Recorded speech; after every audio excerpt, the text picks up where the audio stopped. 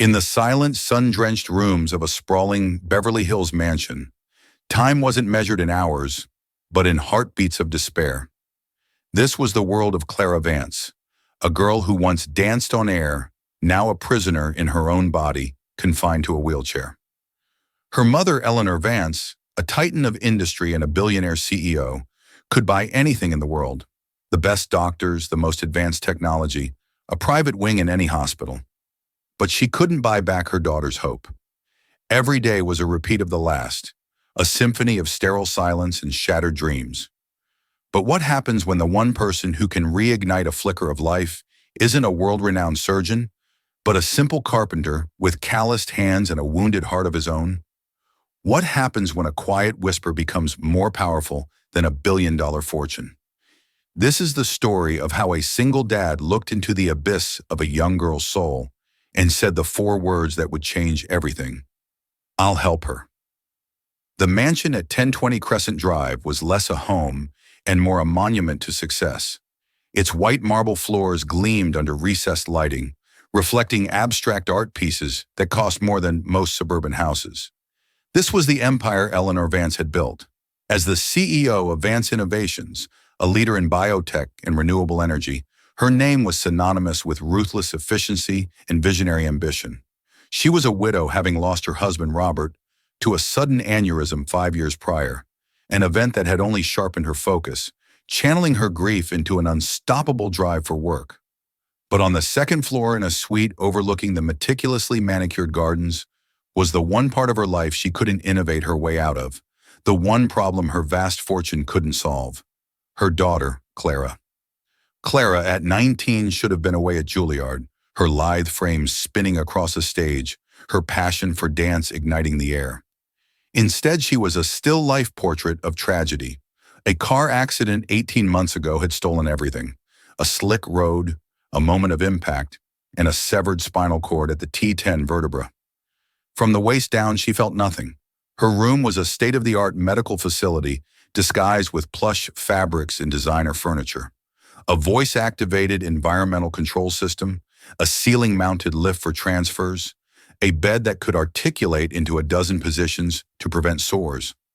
Eleanor had ensured Clara had the best of everything: a gilded cage of unparalleled comfort and technology. But it was a cage nonetheless. The girl in the wheelchair bore little resemblance to the vibrant photos that still lined the hallway. Her auburn hair, once a wild cascade of curls, was now lank and tied back. Her green eyes, once sparkling with mischief and life, were now flat, clouded with a permanent storm of resignation. She spent her days staring out the window at the gardens she couldn't walk in, her hands resting limply on the wheels of her $50,000 custom-built chair. "Clara," Eleanor's voice was crisp, cutting through the morning silence. She stood in the doorway, already dressed in a sharp gray power suit, her blonde hair pulled into a severe chignon. A tablet was clutched in one hand. "Dr. Matthews has reviewed your latest scans. He sees no degradation, which is positive." Clara didn't turn. "Define positive, Mother. Is it positive as in I'm not actively dying? Or positive as in there's a snowball's chance in hell I'll ever feel my own 2 feet again?" Eleanor's jaw tightened. This was their daily ritual. Eleanor would approach with clinical updates, a list of new specialists, or experimental treatments. Clara would respond with a barrage of cynicism so sharp it could draw blood. "Sarcasm doesn't change the medical facts, Clara." "No, but it's one of the few things I can still feel." She finally turned her head, her gaze sweeping over her mother's immaculate appearance. "Big meeting today? Another billion to be made?" Eleanor's perfect facade cracked, just for a second, revealing a flicker of deep, profound pain. Guilt was a constant companion, a ghost that sat at her board meetings and lay beside her in her empty king-size bed. She had been the one driving that day. Rushing from one meeting to another, her mind on a hostile takeover bid, she'd taken the canyon road to save 10 minutes. 10 minutes that had cost her daughter a lifetime. The official report cleared her of fault, an oil slick from a previous accident. But in the court of her own conscience, she was guilty as charged. "I'm funding a new research grant at Stanford," Eleanor said, her voice softer. "They're making progress with neural regeneration. It's promising. Clara gave a hollow laugh. Promise. That's a word for people who still have something to look forward to. Just leave the breakfast, Mother, and tell Nurse Holloway I don't need my range of motion exercises today. The range is 0. It will be 0 tomorrow. Eleanor placed the tray on a nearby table. A perfectly prepared meal of fruit, yogurt, and whole grain toast. Untouched, just like the day before. She looked at her daughter, this beautiful, broken girl, and felt a familiar wave of helplessness wash over her. She could command a boardroom of 50 people, sway global markets with a single decision, but she couldn't reach the person sitting 10 feet away from her. She had tried everything. Therapists who Clara refused to speak to, support groups she mocked, hobbies she wouldn't attempt. I have to go, Eleanor said, her voice returning to its default business-like tone. It was her armor. I'll be home by 7. She walked out without another word, the click of her heels on the marble floor echoing the ticking of a clock in a life that had come to a standstill. Clara waited until the sound of her mother's car faded down the long driveway. Then she wheeled herself over to the window. She watched a gardener below, a man tending to the roses, his back strong as he knelt in the dirt. He could stand up whenever he wanted. He could walk away. He could feel the grass beneath his feet. A single tear traced a path down her cheek. She didn't bother to wipe it away. Hope, she thought, was the cruelest lie of all. And hers had died on that cold, unforgiving stretch of asphalt a year and a half ago. A week later, the west wing of the Vance estate was a place of controlled chaos. Eleanor had commissioned a new, fully accessible art studio for Clara, a last-ditch attempt to coax her daughter back to the one passion she had besides dance. It was another grand gesture, another project to be managed, another problem to be solved with money. The man hired to build the custom shelving and accessible workstations was Liam O'Connell. At 34, Liam had the sturdy, weathered look of a man who worked with his hands.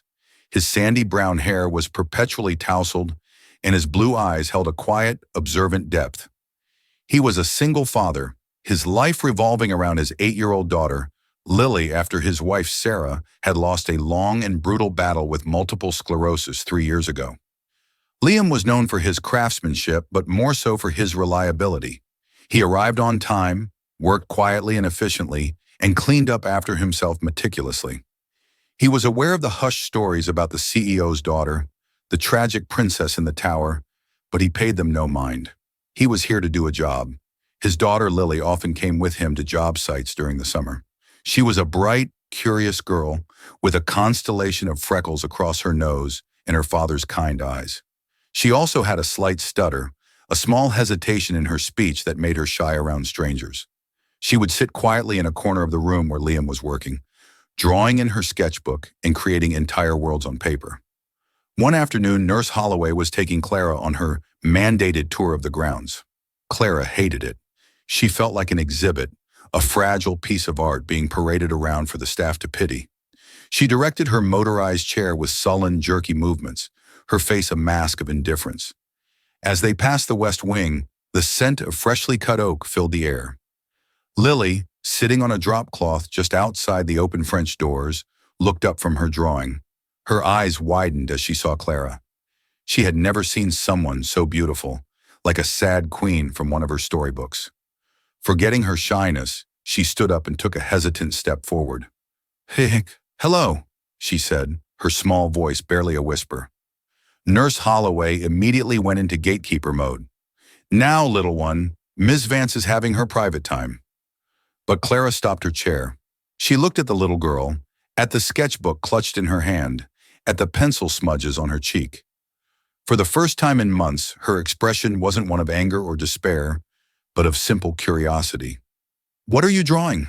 Clara asked, her voice raspy from disuse. Lily's shyness returned. She looked to the doorway where her father had just appeared, wiping his hands on a rag. Liam's eyes met Clara's, and he saw it all in a single unguarded moment. The profound loneliness, the bone-deep weariness, the flickering ember of a soul that had all but given up. It was a look he knew all too well. He had seen it in his wife's eyes in her final months. Lily, honey, don't bother Miss Vance, Liam said gently. She's not bothering me, Clara stated, her gaze still on the little girl. Show me.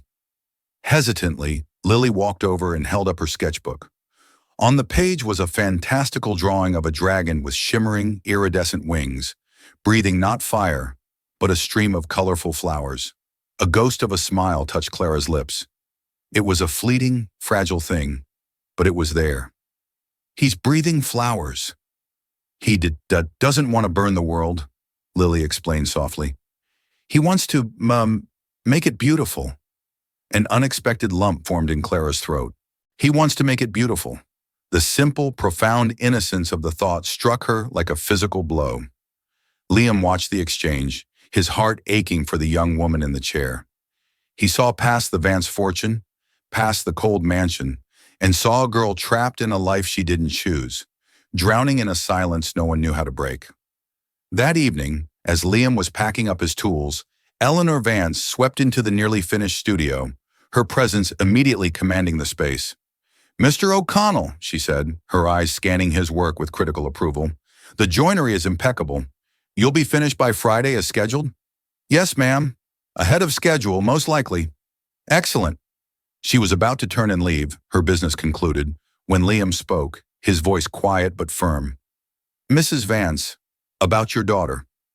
Eleanor froze, her back to him. No one on her staff ever dared to speak of Clara so directly. "I beg your pardon." "I saw her today, with my Lily," he continued, undeterred by her icy tone. "I used to be a physical therapist, specialized in neurological trauma, before I started doing this." He gestured around the room. Eleanor turned slowly, her expression a mixture of surprise and suspicion. "A physical therapist? Your resume says you're a master carpenter." "I am," Liam said. "Some things change. But what I saw today, the way she looked at my daughter's drawing, the life isn't gone from her, Mrs. Vance. It's just buried. It's buried under the diagnosis, under the prognosis, under all this." He swept his hand, indicating not just the room, but the entire opulent, sterile environment. Eleanor's defenses went up instantly. "My daughter has the best medical team in the country. We are pursuing every viable treatment option." "I'm sure you are," Liam said calmly, his gaze unwavering. "But doctors treat the injury. They prescribe medicine and run tests. They don't always know how to treat the person. They don't know how to help someone find a reason to fight when they believe the war's already lost." The rawness of his words hit Eleanor, disarming her. He was speaking a truth she hadn't allowed herself to fully articulate. "What are you suggesting?" she asked, her voice barely a whisper. Liam took a deep breath, the words coming from a place of deep, personal conviction. He thought of his wife, of the small victories they had celebrated, of the way he'd learned to help her find joy not in walking, but in feeling the sun on her face. He looked directly at the most powerful woman in the Los Angeles business world and made an offer that had nothing to do with money or fame. It was simple, quiet, and profound. "Let me talk to her, not as a therapist, just as a person. She needs to feel like a person again, not a patient, not a project." He paused, his voice dropping to a near whisper, filled with an empathy that transcended the space between them. "I'll help her." Eleanor Vance did not get to where she was by making decisions based on emotion. Every move was calculated, every risk assessed. A carpenter with a lapsed physical therapy license offering to help her daughter where a team of specialists had failed? It was illogical, it was absurd, and yet she agreed. Perhaps it was the memory of the fleeting smile on Clara's face when she saw Lily's drawing. Perhaps it was the quiet confidence in Liam's eyes, a confidence born not of arrogance but of experience and empathy. Or perhaps, deep down, she was simply a desperate mother who had finally exhausted all the logical options. She laid out the terms with the precision of a corporate contract. "You will be compensated for your time. You will report to me weekly. Nurse Holloway will be present at all times.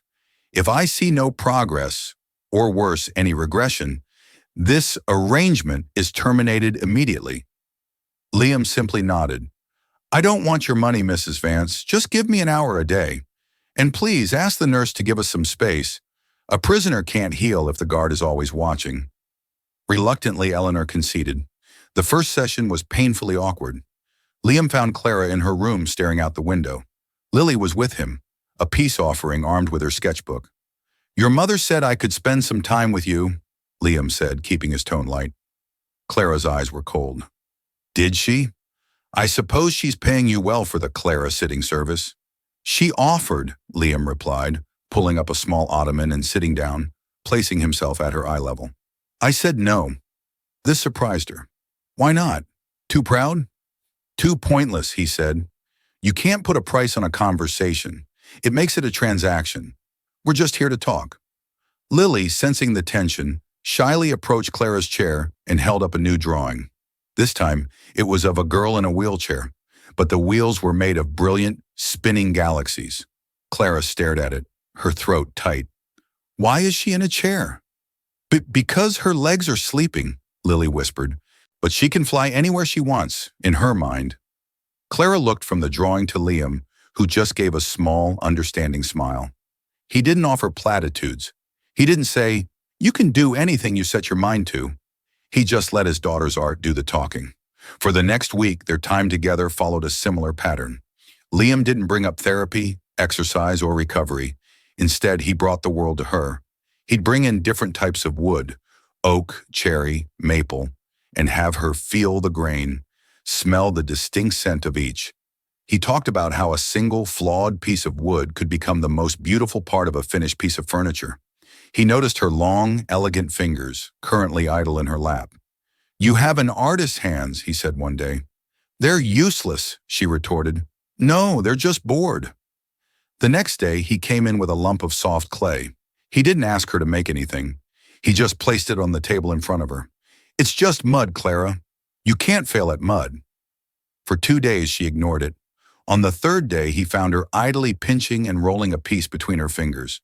By the end of the week, a small, misshapen bird sat on her table. It was clumsy and amateurish, but it was something. It was a creation. The real breakthrough came not from Liam, but from Lily.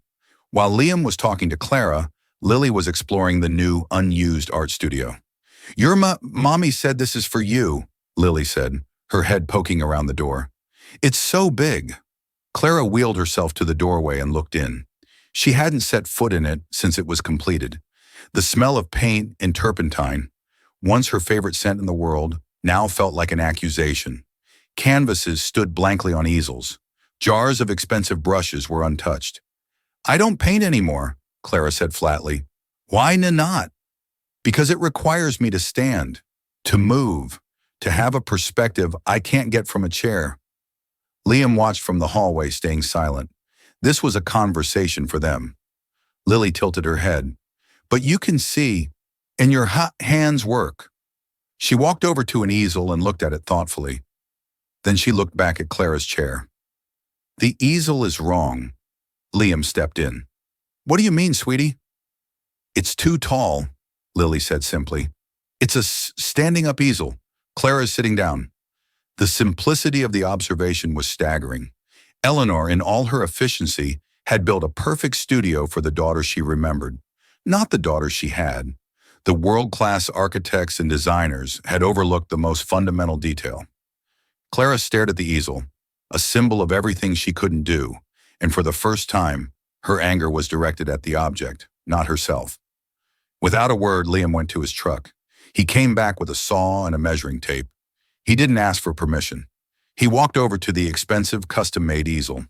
"Wait," Clara said, a note of alarm in her voice. "That cost a fortune."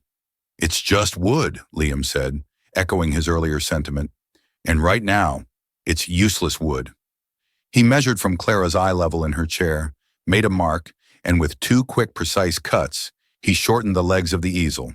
He then mounted it on a low, rolling base he fashioned from scrap lumber. He wheeled it over to her, positioning it at the perfect height and angle. He then found a long, lightweight stick of bamboo. With a bit of tape and a clamp, he fashioned a rudimentary mouth stick, a tool used by artists with limited hand function, just to show her possibilities. He placed a brush in it. "There are always ways, Clara," he said softly. "You just have to stop looking for the old way. You have to find your new way." He didn't push her to paint. He just left the modified easel there. That night, long after Liam and Lily had gone home, Clara wheeled herself into the silent studio. The moon cast long shadows across the floor. She looked at the easel, now her height. It wasn't mocking her anymore. It was waiting for her. With trembling fingers, she picked up a piece of charcoal. She didn't try to create a masterpiece. She just made a mark. A single, dark, deliberate line on a stark white canvas. It wasn't a dance. It wasn't a leap, but it was movement. And in the silent, cavernous mansion, it was a start. A fragile glimmer of trust in the possibility of a new way forward. Eleanor Vance reviewed Liam's progress with the cautious optimism of a venture capitalist, watching a high-risk startup show its first positive quarter. She saw the small changes in Clara. The untouched food trays were now sometimes half-eaten. The silence was occasionally punctuated by a soft-spoken question. She had even heard the faint sound of music coming from Clara's room, a classical station, something Clara hadn't listened to since the accident. And then there was the charcoal line on the canvas, a discovery that made Eleanor's heart both ache and soar. But she was still Eleanor Vance. Hope needed to be vetted, cross-referenced, and backed by expert opinion. That expert was Dr. Alistair Finch. Dr. Finch was a neurosurgeon with a God complex and a media profile to match. He was the head of the Finch Institute in Zurich, a man who promised miracles wrapped in cutting-edge science. He was everything Liam was not: polished, credentialed, arrogant, and incredibly expensive. Eleanor had been courting him for a consultation for months. Now he was finally in Los Angeles and had agreed to see Clara. He arrived at the mansion like a visiting head of state, flanked by 2 junior fellows. He barely glanced at the art on the walls, his focus entirely on the case file: Clara. His assessment was swift and dismissive of Clara's current state. He saw a damaged spine, not a broken spirit. The girl's depressive state is a predictable symptom of her condition, he said to Eleanor in the study, out of Clara's earshot. It's a biochemical response to trauma. It can be managed with medication. What we need to focus on is the core problem. He pulled up a complex 3D rendering of a spinal column on his tablet. I'm pioneering a procedure: an epidural stimulation implant combined with stem cell injections directly at the site of the lesion. It's aggressive, it's risky, but it offers the only real chance of reactivating dormant neural pathways. We could see significant motor function return. She could walk again, Eleanor. He said the magic words. She could walk again. It was the promise Eleanor had been chasing, the one she'd poured millions into researching. When Liam and Lily arrived for their afternoon session, they walked into a changed atmosphere. The air was thick with a clinical tension. Dr. Finch was in Clara's room, asking her a series of cold, detached questions, poking and prodding her insensate legs as his fellows took notes. Clara was pale and withdrawn, her shields fully raised once more. Dr. Finch looked up as Liam entered, his eyes dismissing the carpenter in his work clothes. And you are? This is Liam O'Connell, Eleanor said quickly. He's been assisting with Clara's morale. Finch raised a perfectly sculpted eyebrow. Morale? How quaint. Miss Vance doesn't need a cheerleader. She needs a surgeon. He turned back to Clara. The choice, of course, is yours. But hope is not a strategy. Science is. Later, after the medical entourage had departed, leaving behind a wake of sterile documents and terrifying possibilities, Liam found Clara staring at the modified easel. She looked smaller, more fragile than ever. He called you a cheerleader, Clara said, her voice brittle. I've been called worse, Liam said, sitting in his usual spot. He said he could fix me. Liam chose his words carefully. He said he could perform a surgery. That's not the same thing. But what if he can? Her voice cracked. What if I could walk again, dance again? The old dream, the one she had so brutally suppressed, was resurfacing, and it was agonizing. And what if you can't? Liam asked gently. What if the surgery fails, or makes things worse? Where does that leave you? Back here, she whispered, tears welling in her eyes. It leaves me back here, with nothing. That's not true, Liam said firmly. You're not nothing, Clara. You're not a broken machine that needs fixing. You're a person. What you did in that studio, That line on the canvas, that was you. Not your legs, not your spine. You. Don't let him take that away. His words were a lifeline, but the allure of Finch's promise was powerful. The conflict raged within her, and it spilled over to Eleanor. That evening, Eleanor summoned Liam to her office. She had a contract on her desk, a multi-million-dollar agreement with the Finch Institute. "I'm sending her to Zurich," Eleanor stated. "The surgery is scheduled for next month." "Did you ask her what she wants?" Liam asked, his voice tight with a frustration he could no longer hide. "I am doing what is best for her. I will not let her give up and resign herself to this." "Resign herself to what?" Liam shot back, his quiet demeanor gone, replaced by a fierce passion. "To finding a new way to live? To discovering that her worth isn't tied to whether or not she can do a pirouette? You're so obsessed with fixing her old life that you're not letting her build a new one." "And what do you know about it?" Eleanor snapped, her composure finally breaking. "You, a carpenter who quit his real job? What gives you the right to stand here and tell me how to care for my daughter?" The blow landed. Liam's face hardened, the color draining from it. The ghost he lived with every day had just been thrown in his face. "You want to know why I quit?" he said, his voice low and dangerous. "My wife, Sarah, she had MS. I was the best PT in the state. I designed her exercises. I modified our home. I read every single research paper. I pushed her, Eleanor.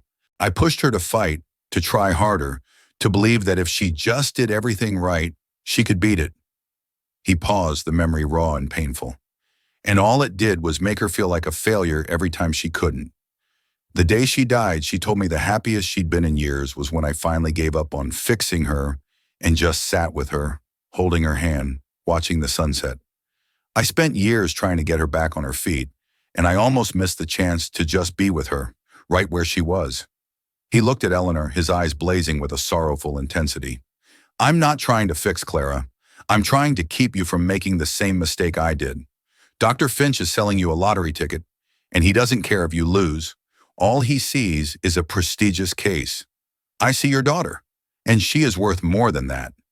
He turned and walked out, leaving a stunned and silent Eleanor Vance alone in her marble office, the multi-million-dollar contract feeling as cold and heavy as a tombstone on her desk. Liam's words haunted Eleanor. She tried to dismiss them as the bitter ramblings of a man marked by his own tragedy, but they had lodged themselves deep in her conscience. For the first time, she began to question the path she was so determinedly paving for Clara. Was she trying to heal her daughter, or was she trying to erase her own crippling guilt? In the days that followed, an uneasy truce settled over the mansion. The trip to Zurich was still on the table, a looming monolith in their conversations, but it was no longer spoken of as a certainty. Meanwhile, Liam continued his quiet work. He shifted his focus to tangible, achievable goals, small victories that belonged to Clara alone. He noticed how she struggled to reach books on the lower shelf of her bookcase from the side of her chair.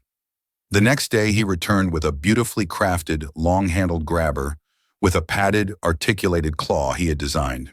It was a simple thing, but it gave her a piece of independence back. He and Lily helped Clara plant a small container garden on her patio. They chose herbs, mint, rosemary, basil, things she could touch and smell, things that would grow and thrive under her care. Tending to the small pots became a part of her daily routine. It was another small act of creation, of nurturing life. Her progress in the art studio was slow but steady. The single charcoal line had been joined by others. A sketch of Lily's face, surprisingly accurate, a study of her own hand. She hadn't touched the paints yet, but she was reconnecting with her artistic self, line by line. One afternoon, Liam arrived to find her in a state of quiet excitement. "Look," she said, pointing to her big toe. With intense concentration, a small muscle in her calf flickered, and the toe wiggled. It was a tiny, almost imperceptible movement, a muscle twitch. Medically, it was classified as a spasm, a common occurrence in spinal cord injuries. But to Clara, it was a miracle. "Did you see that?" she gasped, her eyes wide with a hope so pure it was heartbreaking. "Liam, I did that! I felt it!" Liam's heart sank even as he forced a smile. He knew what it likely was, but he couldn't bring himself to crush her spirit. That's incredible, Clara. The toe wiggle became her obsession. She would spend hours staring at her feet, trying to replicate the movement. It was the first signal from her lower body in 18 months, and she clung to it like a castaway to a piece of driftwood. It was proof she believed that Dr. Finch was right, that the connection wasn't completely severed, that she could be whole again. The change in her was dramatic. She was energized, animated. She talked to her mother about Zurich with genuine enthusiasm. Eleanor, swept up in her daughter's hope, pushed aside her doubts and finalized the arrangements. The surgery was booked. Then came the storm. A fierce autumn rain swept through Los Angeles, turning the sky a bruised purple. The wind howled, rattling the large plate glass windows of Clara's room. That night, she was having trouble sleeping, her mind buzzing with a mixture of excitement and anxiety. She needed a drink of water. Instead of using the call button to summon Nurse Holloway, a small act of defiance and independence, she decided to get it herself. She transferred from her bed to her wheelchair, a maneuver she had performed 1,000 times. But tonight, her hands were slick with sweat. As she positioned herself, her hand slipped on the armrest. Her body, unbalanced, twisted awkwardly. She fell. It wasn't a long drop, but she landed hard on the floor, her leg bent unnaturally beneath her. She felt no pain, only the sickening, dull thud of bone and flesh hitting the marble floor, followed by a terrifying cold numbness that was different from her usual paralysis. Then came the shock. She lay on the cold floor, helpless, unable to move. The glass of water she'd wanted shattered just out of reach. Nurse Holloway found her minutes later. The aftermath was a blur of frantic activity. Paramedics, a trip to the emergency room, hushed conversations between doctors. The diagnosis was a spiral fracture of the femur in her left leg. A clean break, but a severe one. The physical setback was bad enough. It meant a heavy cast, immobility, and the risk of complications. But the emotional devastation was absolute. When Liam came to the hospital the next day, he found a stranger. The glimmer of hope in Clara's eyes had been extinguished, replaced by a black hole of despair. She was back in the bed, a prisoner once again. The heavy white cast a physical manifestation of her shattered dreams. The toe wiggle was just a spasm, she said, her voice a dead monotone. The doctor told me, a meaningless electrical misfire. It meant nothing. She turned her face to the wall. He was right. Dr. Finch, hope is not a strategy. Her hope hadn't just disappeared. It had been revealed as a cruel illusion, making its loss 1,000 times more painful. She refused to speak to anyone, including her mother. She wouldn't eat. She wouldn't look at the get-well cards that began to arrive. Dr. Finch, contacted in Zurich, was clinical. The surgery would have to be postponed indefinitely until the fracture healed, a process that would take months and would be complicated by her paralysis. There was an undercurrent of annoyance in his tone, as if Clara had inconvenienced him by breaking her own leg. Clara had not just fallen to the floor, she had fallen back into the abyss, and this time, it seemed she was determined to pull everyone in with her. The tentative progress they had made, the trust they had built, the new ways they had found, it all lay shattered on the floor, as broken as her leg, as broken as her heart. The hospital room was a vacuum of silence. The beeping of monitors was the only sound, a heartless metronome marking the passage of wasted time. Clara had retreated so far into herself that she was almost unreachable. She stared at the ceiling for hours, her expression blank, her eyes vacant. She was a ghost haunting her own body. Eleanor was adrift. Her usual methods, making calls, demanding action, throwing money at the problem, were useless. Dr. Finch was distant. The Stanford researchers offered academic condolences, and the hospital staff could only provide medical maintenance. Her daughter was fading before her eyes, and all of her power and influence meant nothing. Liam's words echoed in her mind. I almost missed the chance to just be with her, right where she was. One night, unable to bear the sterile silence of the mansion, Eleanor returned to the hospital long after visiting hours should have ended.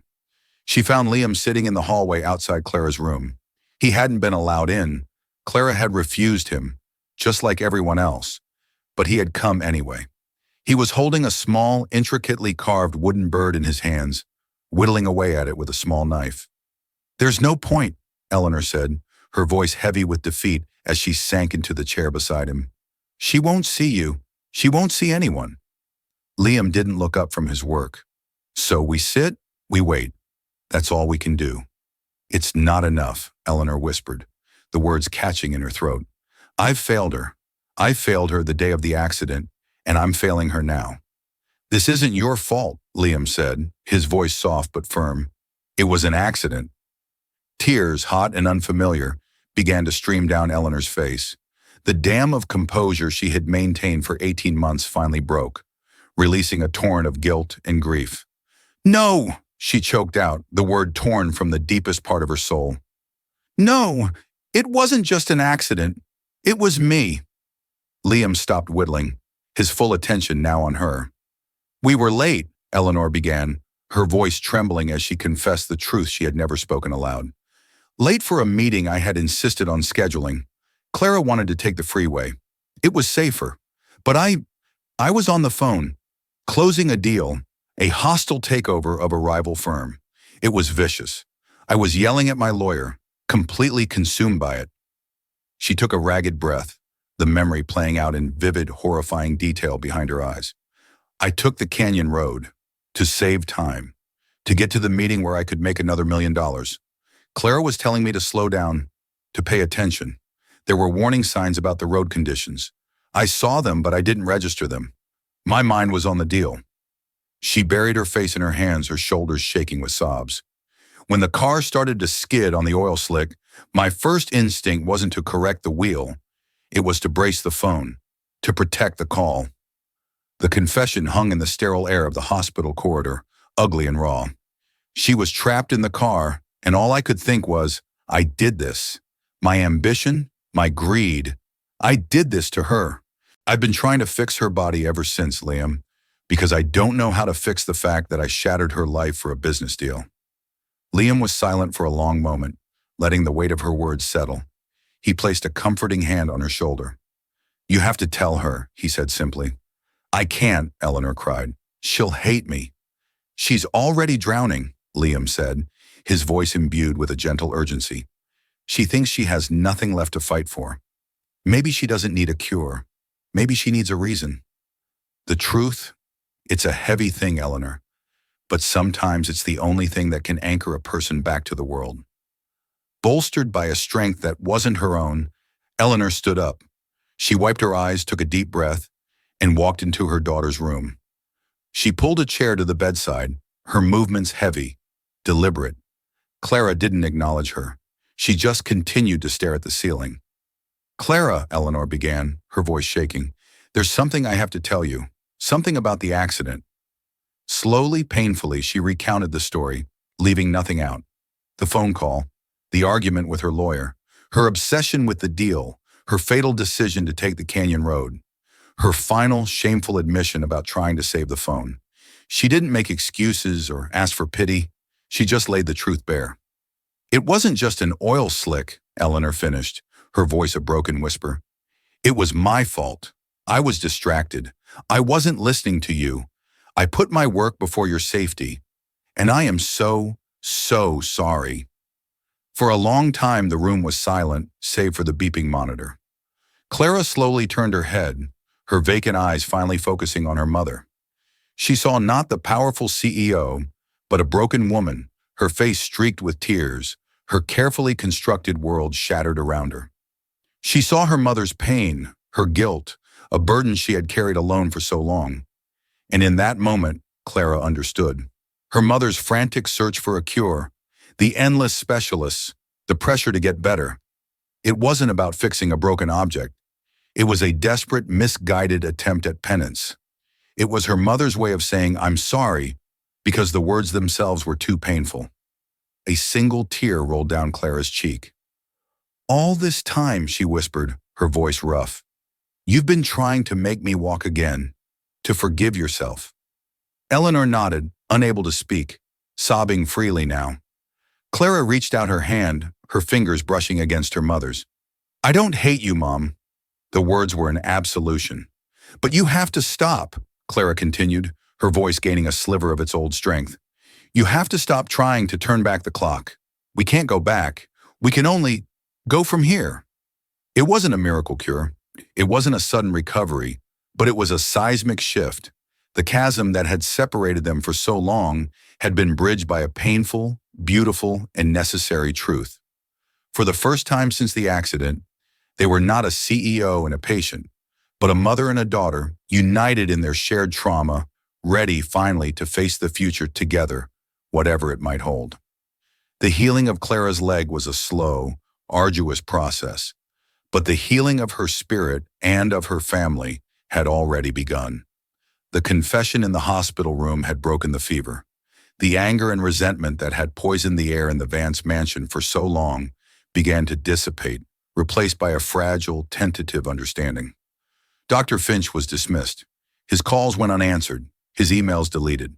The multi-million-dollar contract was shredded. Eleanor Vance had finally understood. The goal wasn't to reclaim the life they had lost, but to build a new one from the pieces they had left.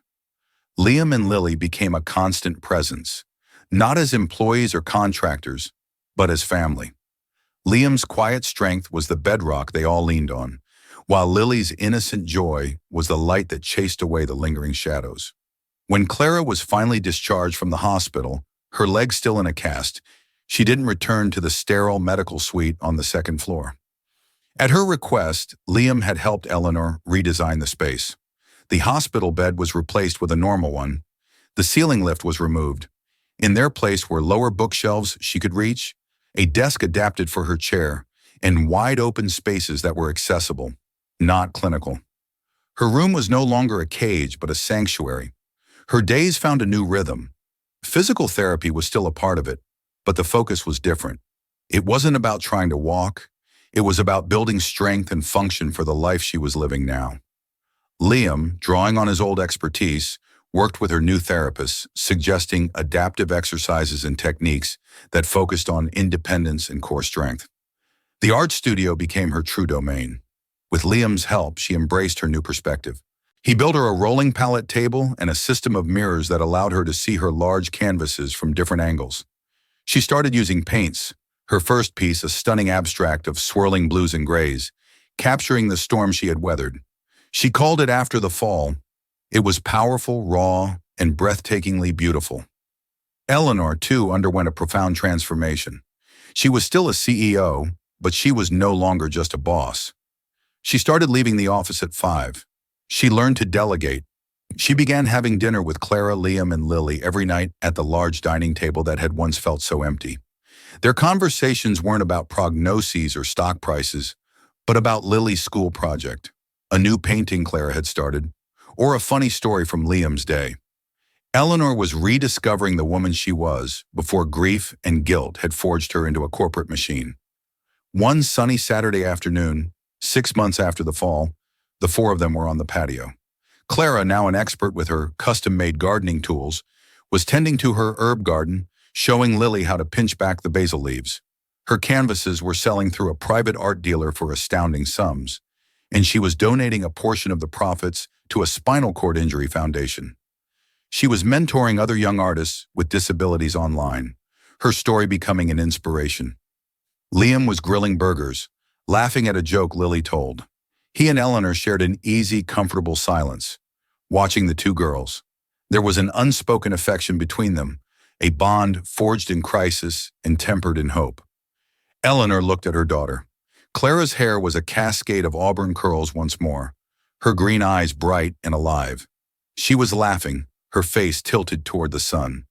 She was not the same girl who had danced across a stage at Juilliard, and she never would be. She was someone different, someone stronger, someone forged in fire, who had learned that flight didn't require feet, and that a beautiful life could be painted from a seated position. The mansion at 1020 Crescent Drive was no longer a silent monument to success. It was a home, filled with laughter, the smell of paint and charcoal, and the scent of grilled burgers on a Saturday afternoon. It wasn't a fairy tale ending where the princess magically gets up and walks. It was something far more real and far more profound. It was a story of acceptance, of redefined strength, and of the incredible, life-altering power of a simple, human promise, whispered when all hope was lost. I'll help her. In the end, Clara Vance's story isn't about the miracle of walking again. It's about the miracle of living again. It reminds us that true healing often has little to do with curing the body and everything to do with mending the soul. It shows us that the greatest strength isn't found in overcoming impossible odds, but in finding the courage to build a beautiful, meaningful life within the boundaries we are given. The heroes in our lives don't always wear lab coats or carry medical degrees. Sometimes they carry toolboxes and sketchbooks. Sometimes they are the ones who sit with us in the dark, not promising to bring back the sun, but simply promising to wait with us until the new sunrise. If this story of hope, family, and the quiet power of human connection touched your heart, please take a moment to click the like button and share it with someone who might need to hear it. And don't forget to subscribe to our channel for more real-life stories that inspire and remind us of the incredible resilience of the human spirit. Thank you for listening.